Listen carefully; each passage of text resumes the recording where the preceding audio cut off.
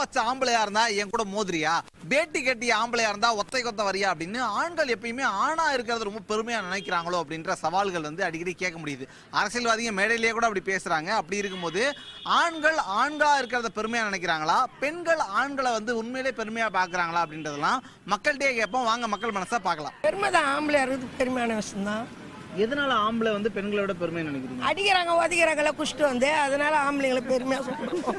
இந்த இயற்கை இறைவனோட படைப்பு ஆண்களுக்கு வந்து ஒரு பொதுவாக தைரியம் இருக்கும் அதிகமாக.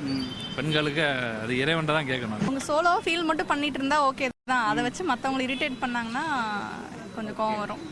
உங்களுக்கு இந்த மாதிரி சவால்கள்லாம் எப்படி? ஆம்பளையா இருந்தா செய்யணும் ஒருத்தர் சவால் வர்றாங்க, அதை கேட்டால் உங்களுக்கு எப்படி இருக்கும்? பண்ணியாக தான் இருக்கு. இந்த மாதிரி இதெல்லாம் பேசிட்டு இருக்காங்க. இப்போ ஆம்பளைட்ட தான் வந்து சவாலை சொல்ல முடியும், பொம்பளைட்ட போய் சொல்ல முடியுமா? பொம்பளையா இருந்தா செய்யணும் சவால் வருது. பயம், லேடிஸ் கிட்ட கொடுத்தாக்க ஜெயிச்சிருவாங்கங்கிற பயம், வேற ஒன்றும் இல்லை. பெண்கள் வந்து ஆண்களோட அதிகமாக சம்பாதிக்கிறதுனால அந்த வார்த்தையில் எடுபடாது. என்ன எல்லா வகையிலையும் ஆண் உயர்ந்தவர் தான், அதுக்கடுத்து பெண். சரி, ஓகே. அதனால ஆண்றது பெருமை தான் உங்களுக்கு? பெருமை தான். பெருமை ஆம்பளையா இருந்தா செய்ய நீங்க சேவ் பண்ணி வச்சுக்கிறேன். இல்லை அது ஒன்றே பிரச்சனை. அது யார் யார் எப்படி எப்படி ப்ராப்ளம் சால்வ் பண்ணாங்களோ அதை பொறுத்து அவங்க பெரியவங்க. இப்போ ஜாஸ்தி வந்து 90% இப்போ ஃபேமிலி எடுத்திங்கன்னா ஆம்பளைங்க தான் ஜாஸ்தி போகிறாங்க வேலைக்கு, பொம்பளைங்க யாரும் போகிறதில்ல.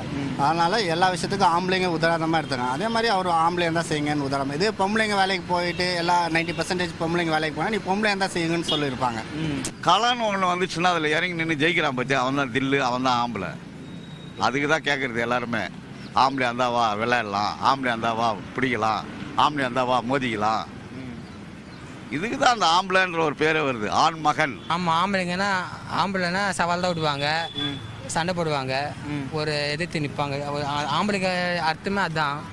ஓகே, ஆம்பளைனா அதுதான். பெண்கள் யாருமே வந்து ஒரு பொண்ணா இருந்தா செய் பாப்பா அப்படின்னு சொல்றது இல்ல. ஆனா ஆண்கள் வந்து ஒரு ஆம்பளையா இருந்தா அது வந்து ஆதி காலத்துல இருந்தே ஆம்பளைக்கு முக்கியத்துவம் கொடுத்து அப்படி சொல்றாங்க. ஆனா பொம்பளை தான் எல்லாத்துலயும், பொம்பளை இல்லாம ஆம்பளை இல்லை. அப்ப இன்னமும் ஆண் வந்து தன்னை ஆண் அப்படின்ற ஒரே காரணத்துக்காக பெருமையை நினைச்சுக்கிறது சரின்னு சொல்லுவேன். இல்லை, அது தப்பு. ஏன்னா ஆணை விட வலிமை வாய்ந்தவங்க லேடிஸ், அது வந்து நம்ம ஒத்துக்கணும். ஏன்னா லேடிஸ் இல்லைன்னா இந்த பிரபஞ்சம் கிடையாது.